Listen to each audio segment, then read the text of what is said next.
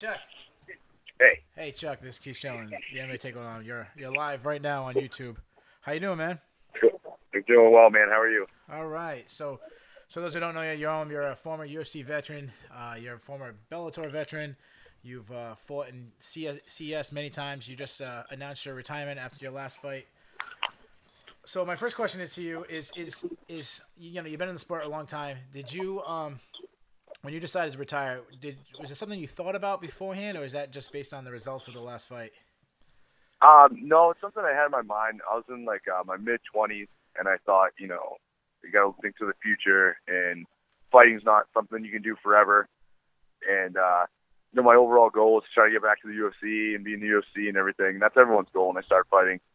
So I told myself when I was in my mid 20s that if I wasn't in the UFC by the time I was 30, I was gonna hang it up. And then I decided to go up to 185 and try my hand there. And then I gave myself the extension that if I lost again, then I was going to be done. So, unfortunately, the last fight didn't go the way I wanted it to, and that was it. I'm totally okay with it. I can say with a smile on my face, I'm totally at ease with the situation. I've accomplished a lot in the sport, and I accomplished way more than anyone expected of me, and more than I expected myself. So I've got no regrets with it. Yeah, you haven't changed your mind in the last couple weeks, nothing like that. No, not at all. And that's the thing is I have more to live for than just fighting. And fighting is something that I really love, and it's always going to be a part of my life. And I'm going to start transitioning to start coaching, working towards getting my black belt in jiu-jitsu. And it's always going to be a part of me. But I'm not going to get hit in the face forever. So there's a lot more that goes on behind the scenes of being an MMA fighter besides what you just see in the cage for 3 5-minute rounds, and a lot of wear and tear on your body and everything like that. And it's like, what's the end game? And that's got to be your question all the time. When you were a little younger, like what made you decide to actually take up mixed martial arts? Were you watching TV and all of a sudden you saw a preview for UFC, like an older UFC? Like what made you like strive and drive to be an MMA fighter? Well, so originally I saw a documentary on Mark Kerr and Mark Coleman, Yeah, the Smash and Machine. yeah, and it was in like Japan or something. It was on like MTV or something, some True Life or something. And I was like, whoa, this is crazy. These guys get paid to fight people. And this was back in like 2004. And then in 2005, the first Ultimate Fighter season came on. I was like, what the hell is this? And that was my first introduction to the UFC. And I was like, this is what I want to do. And just specifically to be on the Ultimate Fighter, I was like, this is crazy. So I got in MMA with the overall goal of trying to get on the Ultimate Fighter. And then I started researching schools. I found a couple different like McDojos, if you will, and then eventually started training at Lausanne MMA. And that's where I got my start. And it really did. It like saved my life. It changed my life and sculpted my life. And it's crazy. Look how much I accomplished. It was pretty cool. Now, how did you end up at Triforce? I think you've been training there recently. Just over time, you try to branch out and get some different training partners and different training regimes and everything like that. And I had a fight with Ricardo Funch that was for the welterweight title that I had won.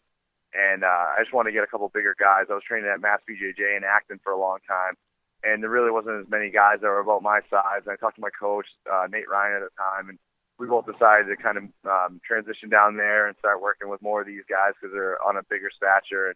And that's when I met Eric Spicely and really hit it off with him, and we became best friends ever since then. But that's how I met my boxing coach, Diamond Dave, and then I started training at Tim Burrell's Brazilian Jiu-Jitsu. So, I'm still going to be training at those places and everything, but yeah, that's what got me down there.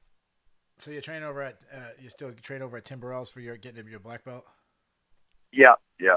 Yeah. I've Now, been with Tim now for just over a year and a half now. now let me ask you, how easy is it to tap out Alex Smith?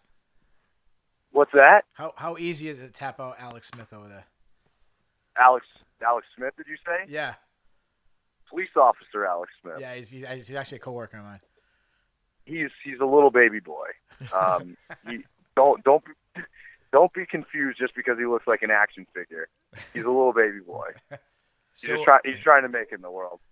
so you brought up the Ultimate Fighter. How was your time actually on that show? Do you have any lasting memories from it that you still hold true today? Yeah, man, I absolutely loved it. And most guys that came off the show, they hated it. It was great for me. I was, like I said, that was my overall goal to get there.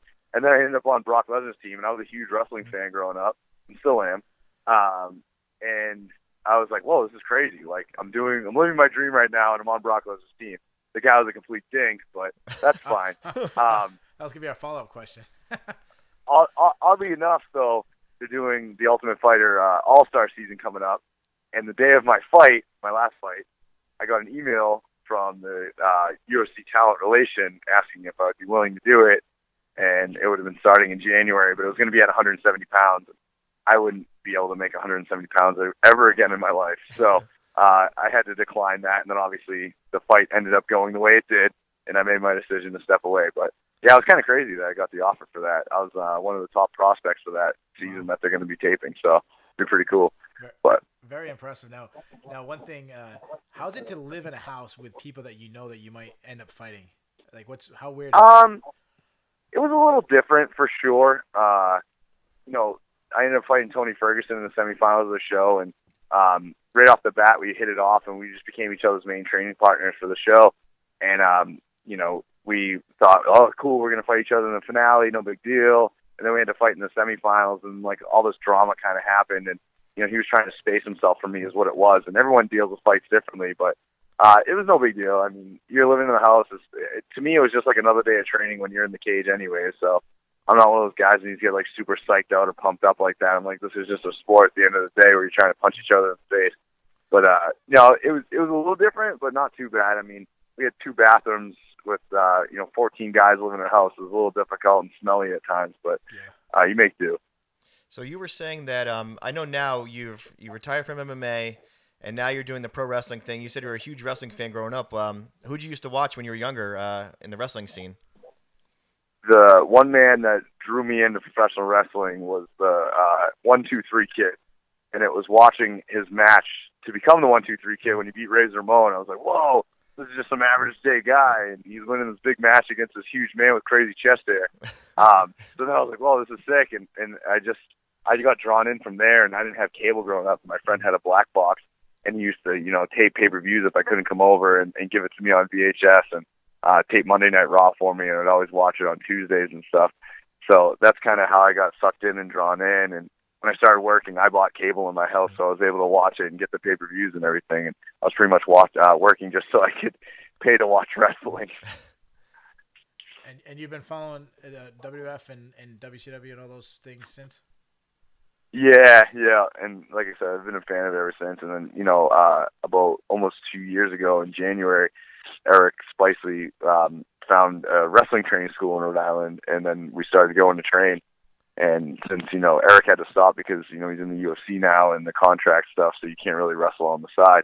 But I've been doing it on and off, through fight camps. When I have fights coming up, I had to taper back off my pro wrestling stuff. But, now I'm able to concentrate more on that and, my business that I have. So, like I said, I'm not just going to be some sad bum after I'm done retiring from MMA. I still got a lot going on in my life. Now, do you go by the name Chuck O'Neil, or do you have a stage name? Yeah, Cold Steel Chuck O'Neil, that's my thing, I'm the MMA fighter making it in the pro wrestling world. Now, you mentioned that you're going to continue coaching. Are you going to be coaching over at Triforce, at Timberells, or where?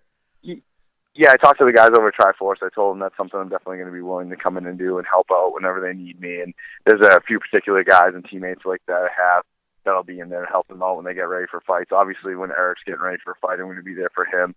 And then obviously I'm going to be up for helping out as Tim's as much as needed. So there's so many.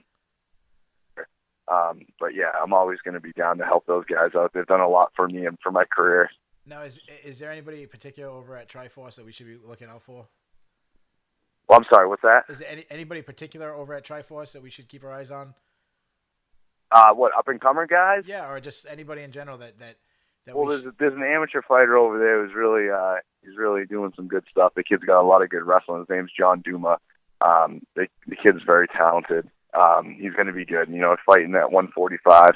So he just actually won an amateur title at Cage Titans the day after I had fought last. That kid's going to be a very good pro. All right. We could definitely watch him. How about Dan Cormier? How's he looking? And for those people, he's great, man. He's a good dude. Yeah, just to correct, just for those people at home, that's not Daniel Cormier from the UFC. He's actually a local Rhode Island. Yeah, I used to coach, just full disclosure, I used to coach wrestling with Dan. Dan's a friend of mine. Oh yeah, Dan's a great guy. He's probably about 110 pounds less than the other Dan Cormier, but uh, no, he's a great guy. He just won his recent fight. The kid's really talented, and he's just not the biggest guy in the world. He's getting undersized in all his fights because he does weigh so light. But the kid's talent is very, very high. If there was a 105 weight-pound division, I think he'd be mopping it up. But unfortunately, he has to fight guys that are a little bit bigger, so that makes it tough for him. Yeah. So you've fought in many organizations. Obviously, you fought in the UFC. You fought in Bellator. Can you tell us a big difference or between UFC and Bellator? And I'm not talking like level of fighters, just something the way they treat you, something differently, something unique about them. Like what with both of them, you mean? I'm sorry, what? You're asking like the difference with fighting for each of those companies? Like, is there certain things they do or? Yeah, it's just CES was very, very good, and I don't want you to think that I'm thinking CES is like some crappy company or anything like that. They're super professional. They've got this guy, Steve Mays, who runs the locker room like Burt Watson used to, and Steve does a great job making sure you have everything. And it's very professionally ran. There are a lot of promotions that are like, oh, geez, you feel like you're at some like fast food restaurant trying to have an MMA fight.